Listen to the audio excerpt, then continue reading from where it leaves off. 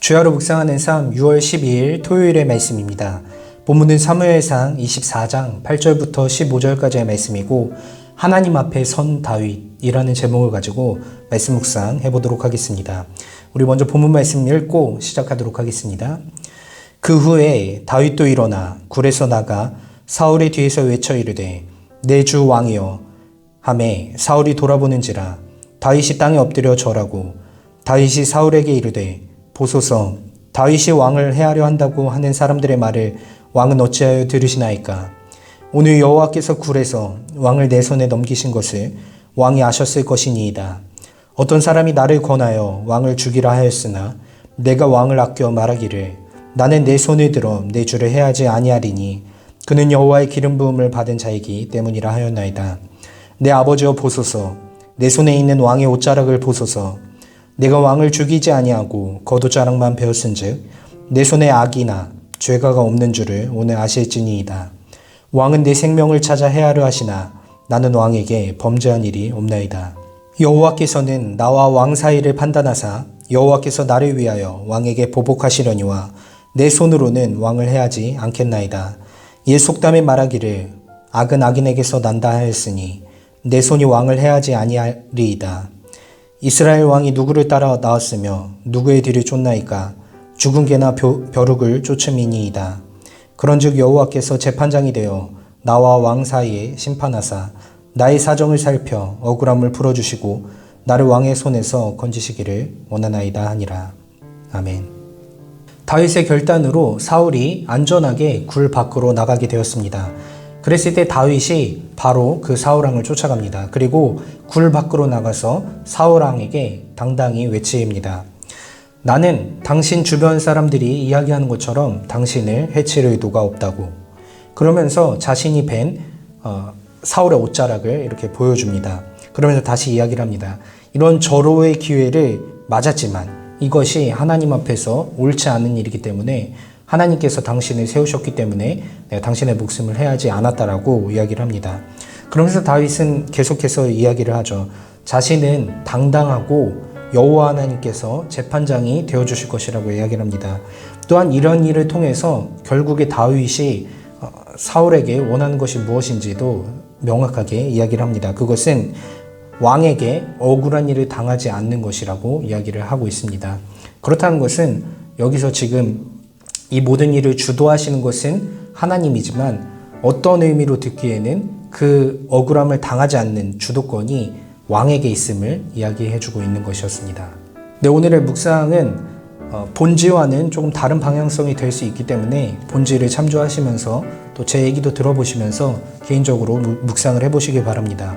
보통은 오늘 본문에서 다윗의 행동에 초점이 좀 많이 가지만 오늘은 다윗의 발언들에 대해서 저는 좀 집중을 해보았습니다. 다윗의 많은 발언들에서 생각해 볼 수 있었던 것은 하나님의 모든 계획하심과 그 모든 계획하심 가운데 이루어지는 상황들, 그리고 그 안에서 자신의 행동까지 모두 하나로 엮어서 이야기하려는 다윗의 노력이 보였던 것 같습니다. 실제로 다윗은 10절 말씀에서 여호와께서 왕을 내게 넘기셨다라고 표현을 합니다. 이것이 사울이 들었을 때 어떤 느낌을 받았을까요?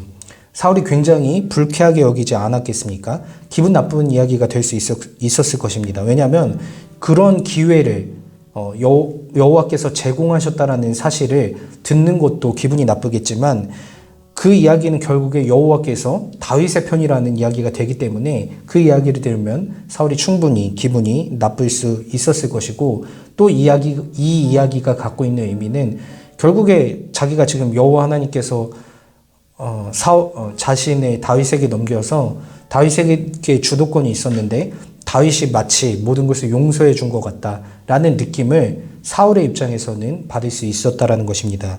그러나 다윗은 여기서 다시 포커스를 자신에게는 하나도 반역의 여지가 없었다라는 쪽으로 돌리는 것을 보여주고 있습니다. 이것 또한 사실 거짓말을 한 것은 아니죠. 지금까지 다윗이 했던 모든 행동들 가운데 사울을 실제로 해하려고 한 적이 없었습니다. 이 모든 상황들은 사울의 질투에서부터 일어난 것이기 때문에 그렇다는 것입니다.